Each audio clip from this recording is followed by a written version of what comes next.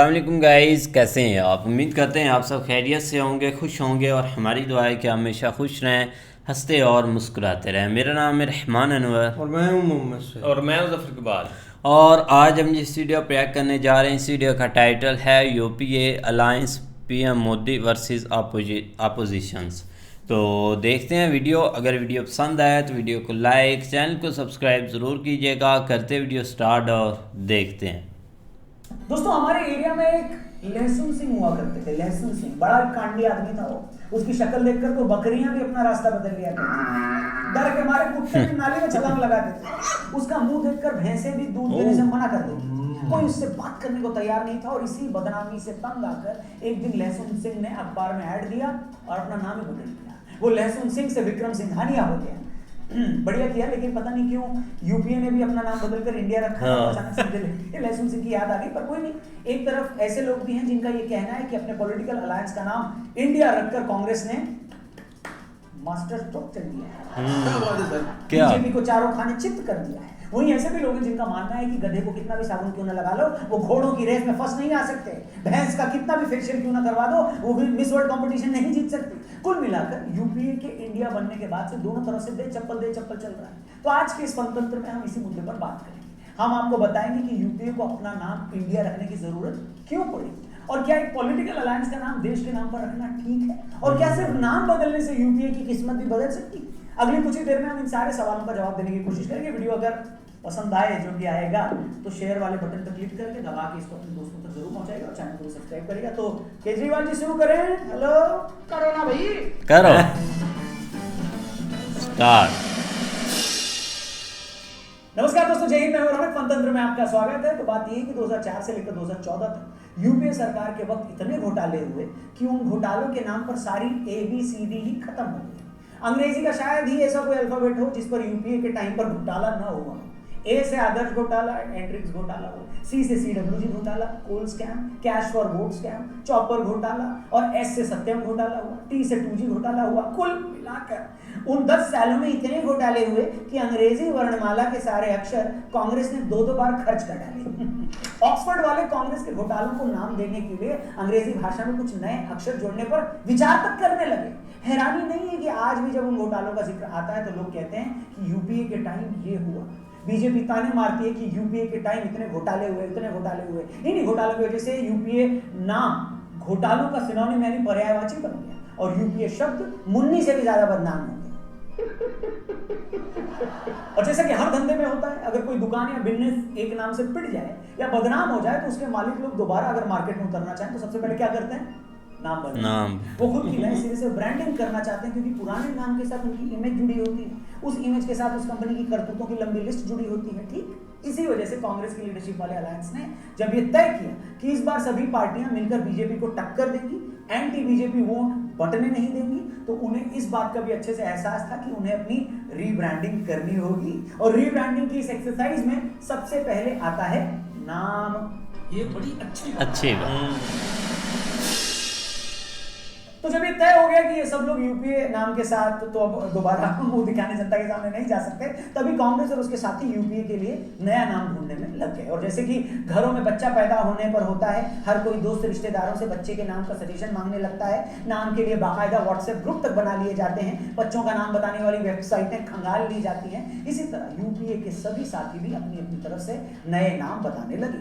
वामपंथियों ने कहा कि इसका नाम वी फॉर इंडिया रख दो, किसी ने कहा इसका नाम सेव इंडिया अलायंस रख दो, नीतीश बाबू का कहना था कि इसका नाम इंडिया मेन अलायंस रख दो। और इसके अलावा नए नाम के सुझाव की कुछ और पर्चियां भी खोली गई और आखिर में डिसाइड हुआ कि इस नए अलायंस का नाम INDIA इंडिया होगा, यानी Indian national developmental inclusive alliance. और जैसे ये नाम सोशल मीडिया पर आया तो भैया बवाल मच गया।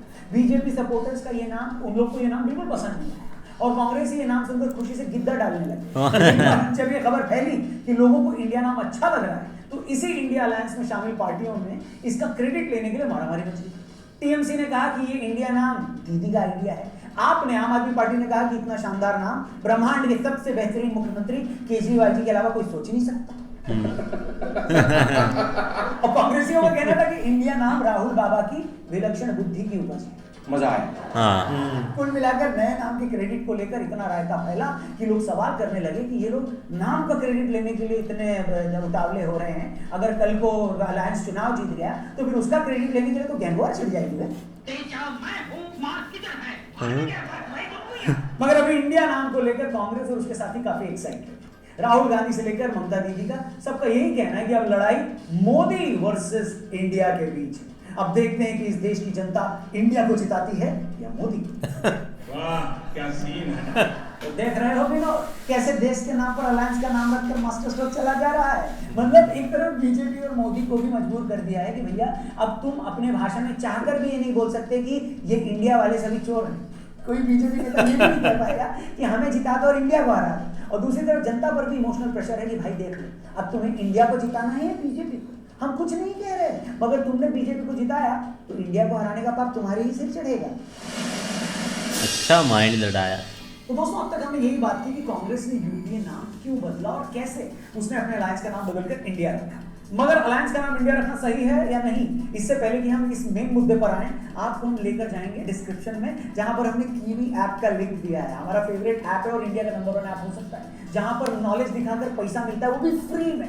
ऐसा और कहीं भी नहीं हो रहा। आपको बस कीवी ऐप डाउनलोड करना है।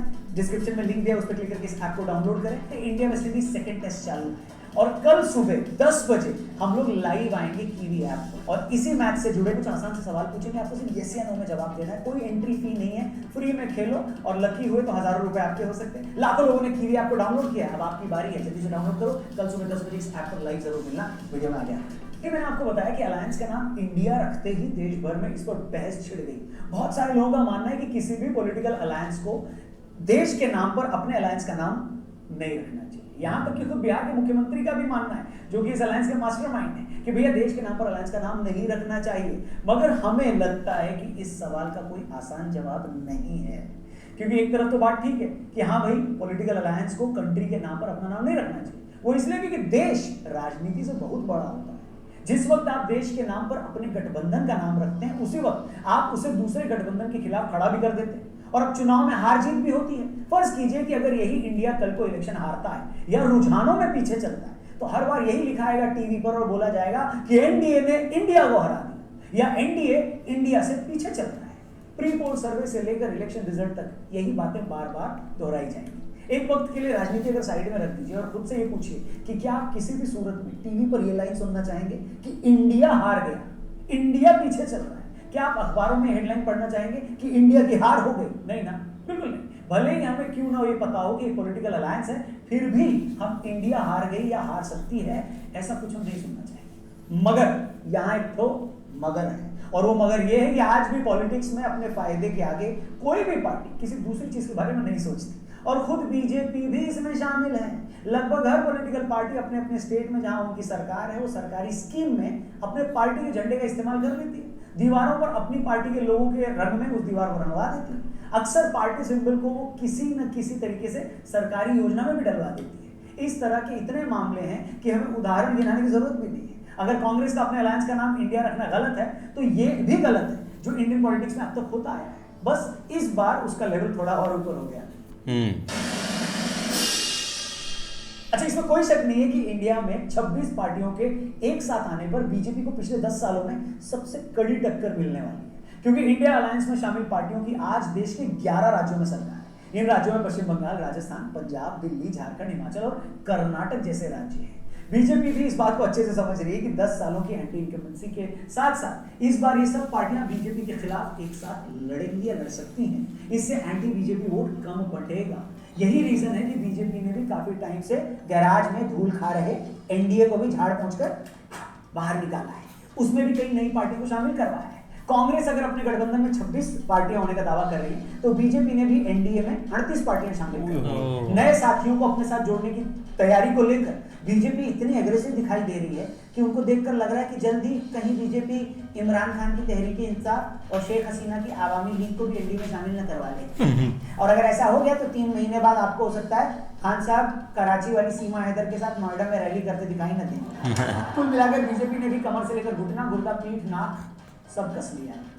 मगर सवाल ये है कि अपने सर्वाइवल की लड़ाई लड़ रहा कांग्रेस का इंडिया बीजेपी को हरा पाएगा? सच कहें तो उतना इजी दिख नहीं रहा, आसान दिख नहीं रहा है, क्योंकि इतने सालों में आईपीएल से हमने एक बात तो सीखी कि टीमें सिर्फ बड़े बड़े खिलाड़ियों के दम पर नहीं जीत सकती। बड़ी बात यह है कि इन बड़े खिलाड़ियों के आपस में अंडरस्टैंडिंग कैसी है, कोऑर्डिनेशन कैसा है? हम आरसीबी फैन से बेहतर कोई नहीं समझ सकता। RCB fans comment section #RCB इस बार जीतेगा कमेंट कर सकते हैं। इस बार इस साल कप नमदे होगा है कि नहीं है। क्रिकेट से पॉलिटिक्स पे वापस आते हैं। कहने को तो कांग्रेस के अलायंस में केजरीवाल से लेकर नीतीश कुमार और ममता दीदी से लेकर अखिलेश यादव और शरद पवार जैसे बड़े बड़े नेता हैं। कांग्रेस जैसी इतनी पुरानी पार्टी है, मगर सवाल ये है कि ये लोग आपस में कोऑर्डिनेट कैसे करेंगे। मसलन जब पंजाब या दिल्ली में चुनाव लड़ने की बात आएगी तो केजरीवाल की आम आदमी पार्टी और कांग्रेस आपस में कैसे लड़ेंगे। पंजाब में आम आदमी पार्टी की मेन टक्कर तो कांग्रेस ही है। उसी तरह दिल्ली में भी कांग्रेस को हराते ही केजरीवाल जी ने पहली बार सरकार बनाई।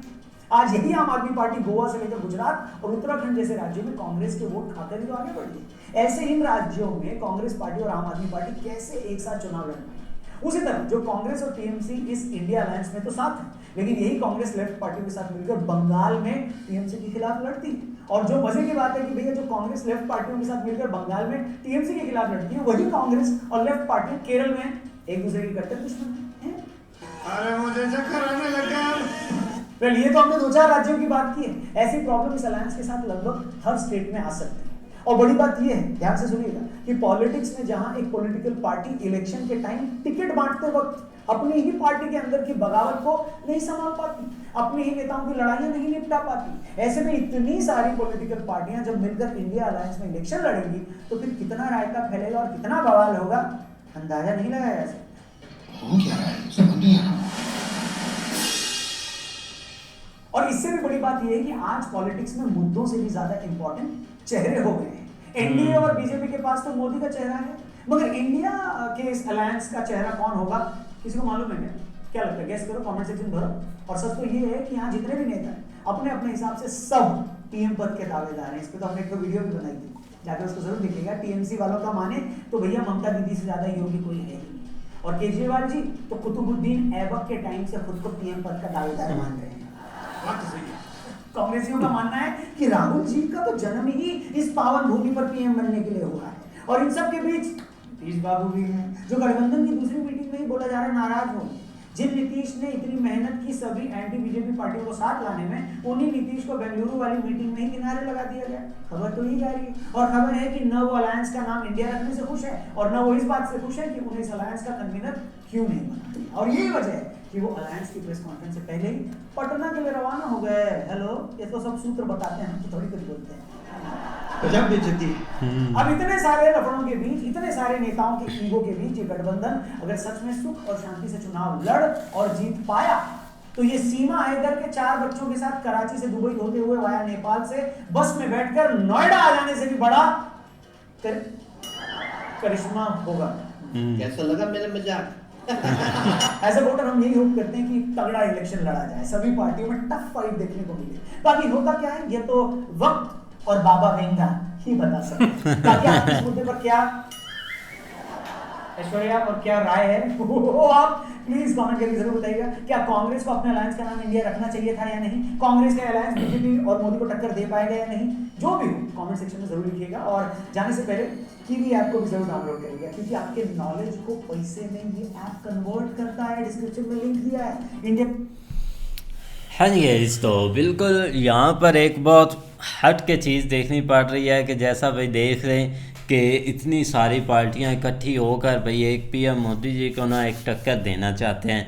तो पावर तो है यहाँ पर, अगर देखा जाए तो आप देख ले कि कैसे इकट्ठे हो रहे हैं। और ये ऐसा नाम रखा गया है कि आप देख ले कि रौलक भाई भी बोल रहे हैं कि कल को हम ये नहीं बोल सकते कि इंडिया हार गया, इंडिया को वोट नहीं देना, इंडिया ऐसा हो गया, इंडिया के साथ ये हो गया। इसीलिए उनका ना एक शातिर माइंड से ये नाम रखा गया। लेकिन ये है कि भाई फ़ायदा ही कोई नहीं है ऐसी चीज़ों का। पावर के साथ आते अगर अकेले अकेले तो फिर तो ठीक था, ये इकट्ठे होकर आ रहे हैं, ये मज़ा नहीं आ रहा है। ऐसे वे बोलते हैं ना पीएम मोदी, तो वही चीज़ है यहाँ पर। नाम भी काफ़ी भाई फ़नी है और ऊपर से एक हरकतें भी काफ़ी फ़नी है, क्योंकि एक तो एक ऑलरेडी उनके मतलब कि अभी पार्टी बनी नहीं और एक वो अपना क्रेडिट हासिल करने आ जाते हैं, तो इससे एक कुछ भी नहीं हो सकता जब तक ये एक चीज़ रहती है ना बीच में, तो वो एक मतलब कि आपस में एक बनती नहीं है और वो एक अलग अलग सोच रखते हैं। लेकिन अगर वो सोच इकट्ठे भी रखे तो मुझे नहीं लगता कि पीएम मोदी को कोई बीट कर सकेगा। नहीं, इस बिल्कुल बार ऐसे ही है। बहुत अब मुश्किल है। यही एक सीन हमारे इधर पाकिस्तान में भी बना था कुछ 2-3 साल पहले, जिसमें एक पीडीएम क्रिएट हुई थी। पीडीएम में 14 जमातें जो है ना वो शामिल हो गई थी और उन्होंने इकट्ठा एक जो है ना वो मतलब अपना एक सेटअप बना लिया था। तो आप देख लो कि हमारे जैसे जो इधर पाकिस्तान के लोग हैं उन्होंने उनको रिजेक्ट कर दिया था। और अब तो इंडिया में काफ़ी लोग जो है ना वो अब थोड़ा सा आगे का सोचते हैं, वो मतलब हर चीज़ से वाकिफ़ हैं। तो मुझे नहीं लगता कि वो इस हद तक जो है ना वो कामयाब होगी। उसके पीछे रीज़न ये है कि नाम के साथ जो है ना वो चीज़ें नहीं आगे बढ़ती। सबसे पहले आपके चेहरे होते हैं, आपकी परफॉर्मेंस होती है, आपने पीछे जो बोया होता है ना वो देखा जाता है कि आप किस हद तक कैपेबल हैं। आप वो चीज़ें जो है ना वो इम्पोर्टेंट होती हैं। तो उसमें ज़ाहिर बात है 2-3 पार्टियाँ जो मेन है 4, जिसमें जो है ना वो केजरीवाल की पार्टी है, उसके अलावा बंगाल वाली जो है ना वो भी पार्टी है, और एक आध और है महाराष्ट्र वाली जो है ना, इस तरह शायद वो तो पीएम मोदी के अलायंस हैं। तो इस तरह करके जो है ना वो आगे कोशिश कर रहे हैं कि हम टक्कर देंगे। लेकिन ये कि अभी तक जो फिल वक्त जो है ना वो लग नहीं रहा कि इस तरह का कोई सीन होगा, क्योंकि पीछे जो बड़ी रियासतों इसमें से तो इलेक्शन जो हुए हैं वो बीजेपी जो है ना वो जीती है। एक कर्नाटका वाला जो है ना वो थोड़ा सा अभी हुआ है, उसमें थोड़ा सा हुआ, लेकिन उसकी इतनी इम्पोर्टेंस नहीं है।